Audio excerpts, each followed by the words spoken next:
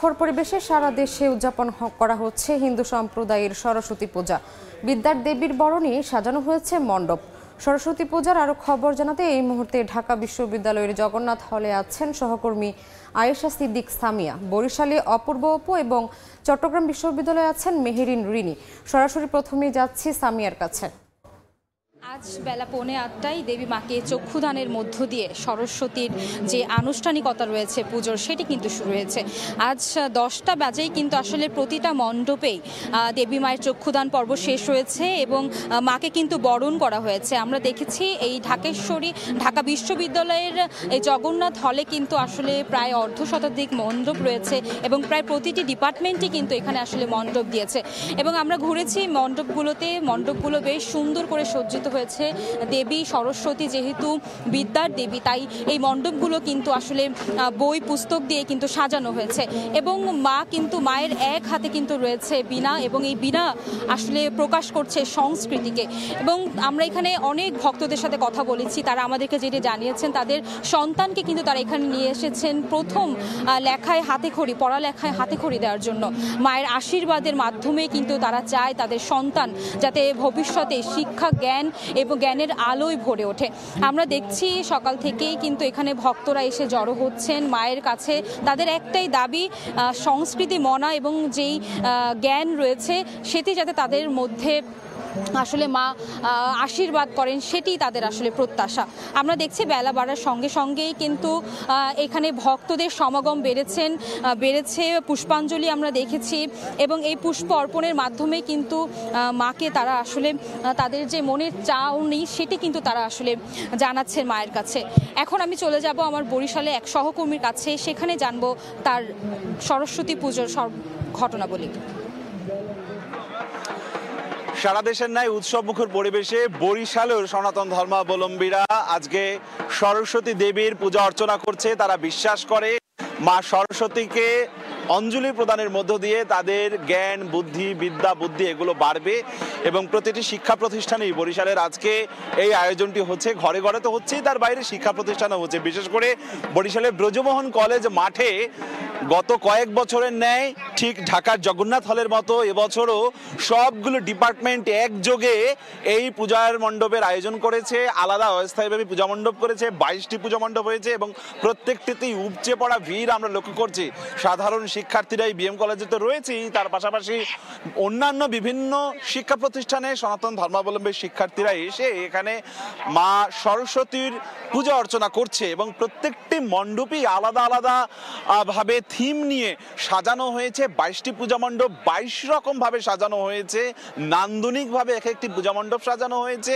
বিশেষ করে ব্যতিক্রমী এবছরে যেটি রয়েছে, এখানে সনাতন বিদ্যার্থী সংসদ নামে একটি স্বেচ্ছাসেবী সংগঠন, তারা এবছর তাদের পূজা মণ্ডপে এক নারীকে দিয়ে দেবীর পূজা অর্চনা করা হয়েছে। সাধারণত যারা বলছেন, সনাতন ধর্মাবলম্বীরা বলছেন যে এই পূজা সাধারণত করেন পুরুষরা, তবে এবছর তারা প্রথমবারের মতন এখানে এক নারী তিনি আজকে পূজায় পুরোহিত হিসেবে অংশ নিয়েছেন। পুরোহিত হিসেবে তিনি পূজা করেছেন। আসলে জানেন যে বাংলা পঞ্জিকা অনুসারেই সনাতন ধর্মাবলম্বীরা তাদের সমস্ত ধর্মীয় পালা পার্বণ কার্যক্রম করে। তারই অংশ হিসেবে শুক্লাপক্ষের পঞ্চমী তিথিতে আজকের এই সরস্বতী পূজা অনুষ্ঠিত হচ্ছে এবং আজকে সকাল 10:45 পর্যন্ত তাদের এই লগ্ন অব্যাহত থাকবে। গতকালকে শুরু হয়েছে, সেটি আজকে সকাল 10:45 পর্যন্ত অব্যাহত থাকবে। অর্থাৎ এখন বাজে সকাল 10:10 রয়েছে। আর অল্প কিছুক্ষণ বাদেই ধর্মীয় যে আনুষ্ঠানিকতা সেটি শেষ হয়ে যাচ্ছে। তবে এর বাইরেও নানান ধরনের সামাজিক আয়োজন এখানে রয়েছে। নানান ধরনের এখানে সামাজিক কর্মকাণ্ডের মধ্যে বস্ত্র বিতরণ, শীতের পোশাক বিতরণ সহ শিশুদেরকে অনাথ দুস্থদের মাঝে আলাদাভাবে খাবার বিতরণ করা হয়েছে। নানান ধরনের আয়োজনের মধ্য দিয়েই বরিশালে এই সনাতন ধর্মাবলম্বীরা উৎসব মুখর পরিবেশে তাদের সরস্বতী পূজা অনুষ্ঠান করছে। সব থেকে মধ্য কথা হচ্ছে যে আইন শৃঙ্খলা বাহিনীও কিন্তু তৎপর রয়েছে। তার সনাতন ধর্মাবলম্বীরা বরিশালে যাতে নির্বিঘ্নে করতে পারে সেজন্য আইন শৃঙ্খলা বাহিনীরও আমরা বাড়তি তৎপরতা লক্ষ্য করেছি। সারা দেশে এই অনুষ্ঠান হচ্ছে। আমরা একটু যেতে চাই চট্টগ্রামের সহকর্মী রিনি রয়েছে, তার কাছে জানবো চট্টগ্রামের খবরাখবর।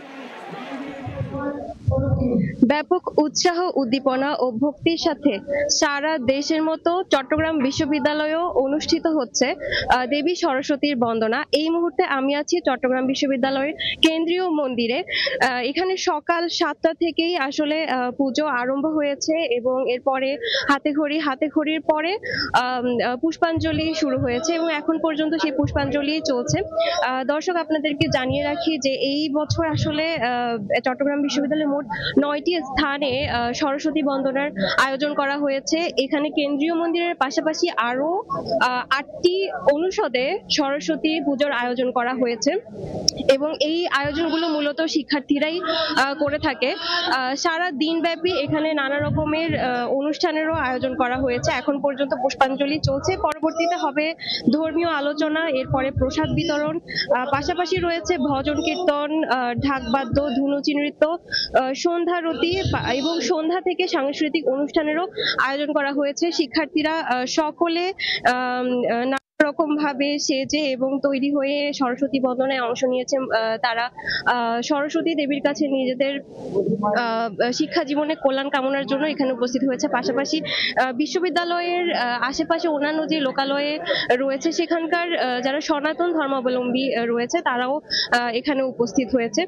যেমনটি আমি বলছিলাম যে এবছর 9টি স্থানে চট্টগ্রাম বিশ্ববিদ্যালয়ে সরস্বতী বন্দনার আয়োজন করা হয়েছে, যেটা আমরা আগে কখনো এখানে হতে দেখিনি। এর আগে ছেলেদের হলে এবং মেয়েদের হলে এই আয়োজনটি করা হতো, কিন্তু এবার শিক্ষার্থীরা অনুষদের মধ্যেও আয়োজন করেছে।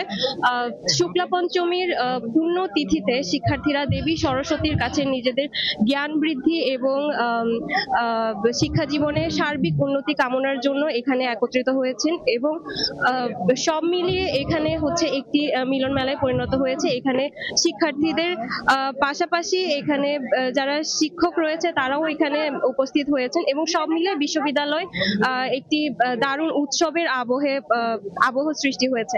তো এই ছিল চট্টগ্রাম বিশ্ববিদ্যালয়ের কেন্দ্রীয় মন্দির থেকে আমার কাছে সর্বশেষ সংবাদ। সরাসরি যুক্ত ছিলাম চট্টগ্রামে, এর আগে ছিলাম বরিশাল এবং ঢাকা বিশ্ববিদ্যালয়ের জগন্নাথ হলে।